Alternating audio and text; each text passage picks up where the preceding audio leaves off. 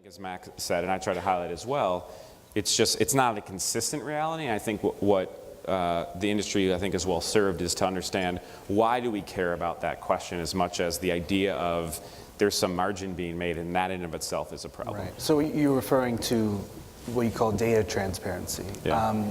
Talk a little bit more about that, because you didn't go into too much detail Sure. about what that is. Essentially, one client's data being used to inform other. Yeah, yeah, exactly. So certainly media companies are always using the data they have from campaigns to inform how they sell and what they sell. And again, broadly, not a problem. But I think the notion for me on whether it's, again, decision transparency or that audience transparency, what we all, I think, are working on in this programmatic world is having more of a history of who I reached, who I marketed to, and why I marketed to them.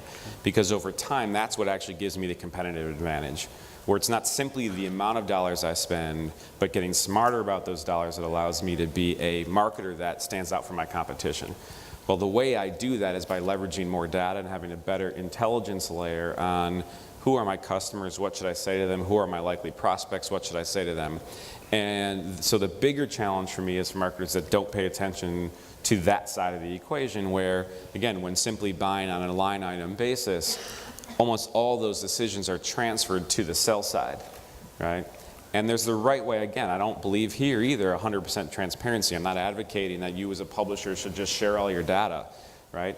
But there's a middle ground that should be expected that changes the way big clients and big publishers transact, that includes the right level of history on who I've reached, why I reached them, and how I might want to reach them again. Right.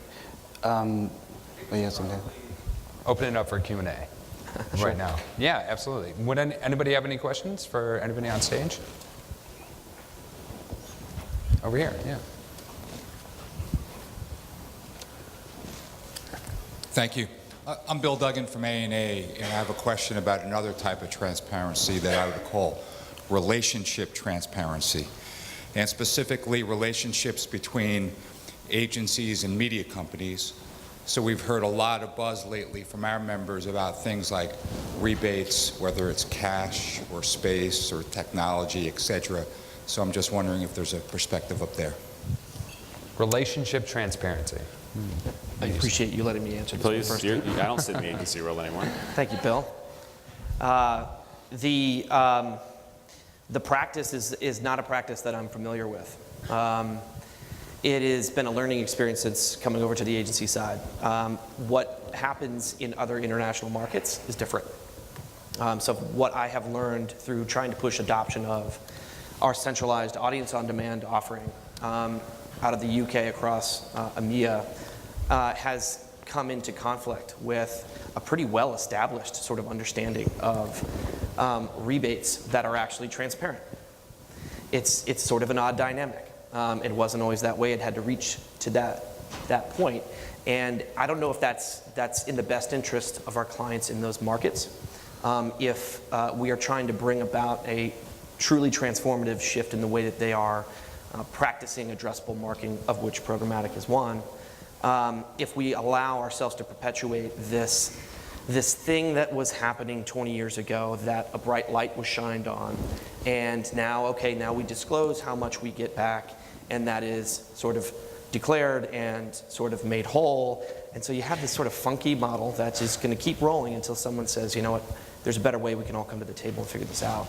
That is not happening in the US to my knowledge, and certainly not to that degree. If I put myself in a client's shoes, I want to know that not only my budget, but what is the overall strategy of our collective budgets? And is there an advantage for me in working with a giant media holding company where if I sign up and my budget goes to a giant pool that can then go and secure a large portion of broadcast television at a deeper discount than I was ever able to get, that could be interesting to me.